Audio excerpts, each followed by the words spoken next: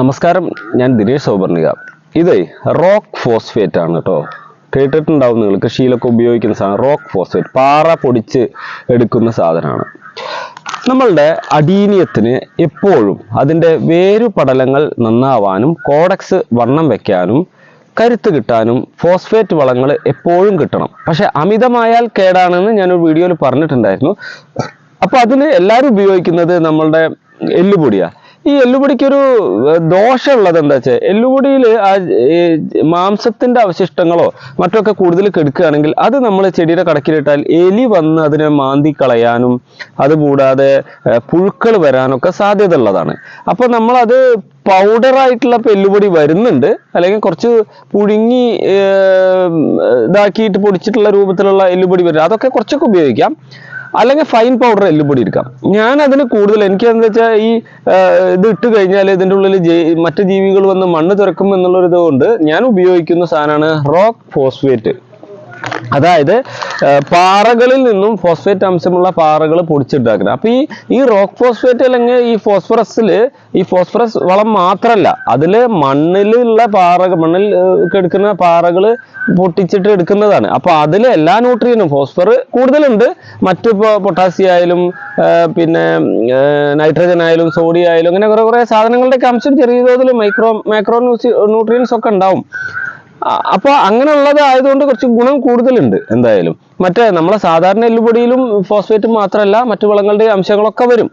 അപ്പോൾ ഈ rock phosphate ഞാൻ ഉപയോഗിക്കാൻ കാരണം ഞാൻ പറഞ്ഞു, ഇങ്ങനത്തെ ഈ കീടങ്ങളുടെ പ്രശ്നമൊന്നും വരില്ല. പിന്നെ അത് മറ്റേ സാധാ എല്ലുപൊടിയാണ് ഇട്ട് വെച്ചാൽ അവിടെ കിടന്ന് ചിലപ്പോൾ അത് അവിടെ കിടന്ന് അഴുകുമ്പോൾ മറ്റു ചെടികൾക്ക് കുഴപ്പമില്ല. എന്നാൽ അടീനിയം പോലുള്ള സാധനങ്ങൾക്ക് നിങ്ങൾ കൂടുതൽ എല്ലുപൊടി ഇട്ടിട്ട് അവിടെ കിടന്ന് അഴുകാൻ തുടങ്ങിയാൽ ചിലപ്പോൾ ചെടി നാശമായി പോകും. അതിന് നിങ്ങൾക്ക് ഏറ്റവും നല്ല രീതിയിൽ ഒരു കൂട്ടുവളം പറഞ്ഞു തരാം. അത് നിങ്ങളൊന്ന് പ്രയോഗിച്ച് നോക്കുക. ഞാൻ ചെയ്തു വെച്ചത് ഇവിടെ ഉണ്ട്. ഈ ബോട്ടിൽ കാണുന്നതാണ് ഞാൻ ഇപ്പോൾ കൂട്ടുവളം ഉണ്ടാക്കിയത് കേട്ടോ. ഈ കൂട്ടുവളം ഉണ്ടാക്കാൻ ഞാൻ ഉപയോഗിച്ചിട്ടുള്ളത് നമ്മളുടെ മണ്ണിര കമ്പോസ്റ്റ്. എൻ്റെ വീട്ടിൽ തന്നെ ഉണ്ടാക്കുന്ന മണ്ണിര കമ്പോസ്റ്റാണ്. മണ്ണിര കമ്പോസ്റ്റും റോക്ക് ഫോസ്ഫേറ്റും വേപ്പിൻ പിണ്ണാക്കിൻ്റെ പൊടിയാക്കിയ വേപ്പിൻ പിണ്ണാക്കും മണ്ണിര കമ്പോസ്റ്റും റോക്ക് ഫോസ്ഫേറ്റും ചേർത്തിട്ട് ഞാൻ ഓപ്പൺ ആയിട്ടുള്ള ഒരു സ്ഥലത്ത് ഒരു പാത്രത്തിലിട്ടിട്ട് നന്നായി മിക്സ് ചെയ്ത് ഒരു ചെറു നനവോടുകൂടി അവിടെ വെച്ചു. ഒരു 15 ദിവസം ഞാൻ അങ്ങനെ വെച്ചു.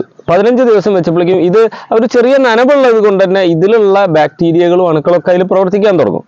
അങ്ങനെ ആക്കിയിട്ടുള്ള ഒരു കൂട്ട് വളമാണ് ഞാൻ ഇതിലുള്ളത് കേട്ടോ. ഇതിപ്പോ എന്താ പറയുക, ഞാൻ ഇങ്ങനെ ആക്കി വെക്കാൻ കാരണം ഞാനിത് ഇവിടെ ഇരുന്ന് ചെയ്തിട്ട് എൻ്റെ ചെടികൾക്ക് ഇട്ട് കൊടുക്കുന്ന സമയത്ത് 1-2 ആളുകൾക്ക് ഇത് വേണം എന്ന് പറഞ്ഞപ്പോൾ ഞാനത് റെഡിയാക്കിയാണ്. അപ്പോൾ ഇന്നത്തെ പ്രധാന ഒരു പ്രിപ്പറേഷൻ എന്ന് പറഞ്ഞത് ഇതാണ്. ഈ വളം ഒന്ന് മിക്സ് ചെയ്തിട്ട് അവർ വൈകുന്നേരം വരുന്ന സമയത്ത് കൊടുത്തു വിടുക. അപ്പോൾ ഞാനത് ചെയ്ത് മിക്സ് ചെയ്ത് വെക്കുന്നു എന്ന് മാത്രമേ ഉള്ളൂ. എന്നിട്ട് അവരിനി കൊണ്ടുപോയിട്ടൊരു 15-20 ദിവസം അങ്ങനെ കാറ്റ് അടച്ചു വെക്കരുത്. ഡപ്പയിലല്ല, നമ്മൾ സാധാരണ ഓപ്പൺ ആയിട്ട് കവറിൽ ആക്കിയിട്ട് ചാക്കിലോ പാക്കിലോ ആക്കി കൊടുത്തിട്ട് ഓപ്പൺ ആക്കി വെക്കണം. ഒരു വലിയൊരു പരന്ന പാത്രത്തിലോ ഒരു പ്ലാസ്റ്റിക് ബക്കറ്റിലോ ഇട്ട് വെച്ചിട്ട് ഒന്ന് ഇളക്കി കൊടുത്താൽ മതി. ഒരു 10 ദിവസം അങ്ങനെ ചെറിയൊരു നനവ് വേണമെന്നുള്ളൂ. അങ്ങനെ ആക്കി ഈ വളമാണ്, അങ്ങനെ ചെയ്തിട്ടുള്ള ഈ വളമാണ്, അതാണ് നമുക്ക് ഇതിൽ ഇട്ട് കൊടുക്കേണ്ടത്. അതിലിട്ട് കൊടുക്കാൻ നിങ്ങൾ പല വീഡിയോയിലും കണ്ടിട്ടുണ്ടാവും. ഇത് ഇട്ട് കൊടുത്തിട്ട് നന്നായി കുത്തി ഇളക്കും. അപ്പോൾ കുത്തി ഇളക്കുമ്പോൾ ഇതിൻ്റെ വേരുകളൊക്കെ ഉണ്ടെങ്കിൽ അതൊക്കെ പൊട്ടാൻ സാധ്യത. അപ്പോൾ വളരെ ചെറിയതിൽ കത്തിയോ ബ്ലേഡോ ഉപയോഗിച്ചിട്ട് ആ മേൽമണ്ണ് മാത്രം ഒന്ന് ഇളക്കി കൊടുത്താൽ മതി. അപ്പോൾ ഞാൻ ഗ്ലൗസ് ഇട്ടിട്ടില്ല, അതുകൊണ്ട് ഞാൻ നേരിട്ട് ഇതിലേക്ക് ഇങ്ങനെ ഇട്ട് കൊടുക്കുകയാണ് കേട്ടോ. അപ്പോൾ ഈ വളം ഇതിലെല്ലാ സാധനങ്ങളും ഉണ്ട്. ഞാൻ നമ്മളുടെ വളപ്രയോഗങ്ങളൊക്കെ ചെയ്തിട്ടുണ്ടല്ലോ മുന്നേ. അപ്പോൾ മഴ കഴിഞ്ഞു കഴിഞ്ഞാൽ വീണ്ടും പൊട്ടാസ്യം അല്ലെങ്കിൽ പൊട്ടാസ്യം നൈട്രേറ്റോ അല്ലെങ്കിൽ ഏതാ 13, 27 ഒക്കെ ഇട്ട് കൊടുക്കണമെന്നല്ലേ. അപ്പൊ ഈ വളം ഒരു ചിരട്ടയുടെ അളവിലുള്ളത് ഞാനിതിൽ ഇട്ട് കൊടുത്തതിന് ശേഷം ഇത് ഒന്ന് ചെറുതായിട്ട് മണ്ണിളക്കുന്നുള്ളൂ കേട്ടോ. കത്തി ഉപയോഗിച്ചിട്ട് ഏറ്റവും മേലെ മാത്രം, അതായത് ഇത് ആ മണ്ണുമ്മയ്ക്കൊന്ന് ലയിച്ച് ചേരണം എന്നുള്ള തരത്തിലുള്ള മേലെ മാത്രം ഒന്ന് ഇളക്കി കൊടുത്തു. ഇത്രേ ചെയ്യുന്നുള്ളൂ. ഇനി ഒരു ചെറിയ നന. അപ്പൊ നമ്മൾ ഈ സെപ്പറേറ്റ് ഈ സാധനം ഇടുന്നതിന് പകരം ഞാൻ കൂട്ട് ചേർത്തിട്ട് എല്ലാം കൂടിയിട്ട് ഇട്ട് കൊടുത്ത്. ഇതാവുമ്പോൾ എന്താ പറയുക, ഈ കൂട്ട് ചേർത്ത് കഴിഞ്ഞാൽ ഇതിൽ ഈ ബാക്ടീരിയകളെല്ലാം കൂടി അതിൽ ഈ മണ്ണിര കമ്പോസ്റ്റിലുള്ള ബാക്ടീരിയകളും അണുക്കളും സൂക്ഷ്മാണുക്കളും പിന്നെ നനവ് കിട്ടുമ്പോൾ വരുന്നത് എല്ലാം കൂടി വന്നിട്ട് ഈ നമ്മളുടെ വളത്തെ ഒന്ന് നന്നായിട്ട് പ്രോസസ്സ് ചെയ്ത് ചെടികൾക്ക് വലിച്ചെടുക്കുന്ന രൂപത്തിലാക്കും. ഇങ്ങനെ ചെയ്യാൻ വേണ്ടിയിട്ട് ഉണ്ടാക്കിയ സാധനമാണ് കേട്ടോ ഈ കൂട്ടുവളം. ഈ കൂട്ടുവളം നമ്മൾ ഇങ്ങനത്തെ ചട്ടിയിലുള്ള എക്സിബിഷൻ സമയത്തേക്കൊക്കെ അതിൻ്റെ 1 മാസം മുന്നേ തന്നെ ഇത് പ്രിപ്പയർ ചെയ്തിട്ട് കൊടുക്കും. ഇത് ഒരു ലിമിറ്റ് അളവിൽ ഫോസ്ഫറസും ഇതും. അപ്പോൾ ഇത് കൂടുതൽ വരില്ല. കാരണം എന്താ വെച്ചാൽ മണ്ണിര കമ്പോസ്റ്റ് ഉണ്ട്, നമ്മൾ ആനുപാതികമായിട്ട് എടുത്തിട്ട് തന്നെയാണ് 3ഉം തുല്യമായ തോതിൽ എടുത്തിട്ട് തന്നെയാണ് അതിൽ മിക്സ് ചെയ്യുക. പിന്നെ അതിൽ ഫോസ്ഫേറ്റ് വളങ്ങൾ കൂടി എന്നുള്ളൊരു പ്രശ്നം വരില്ല. ഇങ്ങനെ ചെയ്തു കൊടുത്തു കഴിഞ്ഞാൽ നമുക്ക് പിന്നെ രാസവളങ്ങൾ ഇതിൽ കൂടുതൽ ഉപയോഗിക്കണം എന്ന് പറയുന്നില്ല. കാരണം ചില ആളുകൾക്ക് ബുദ്ധിമുട്ടാണ്, അത് സ്പ്രേ ചെയ്യാൻ അതൊക്കെ ബുദ്ധിമുട്ടാണ് ആളുകൾക്ക്. ഈ രീതിയിൽ കൊടുത്താലും നല്ല പൂവ് കിട്ടും കേട്ടോ.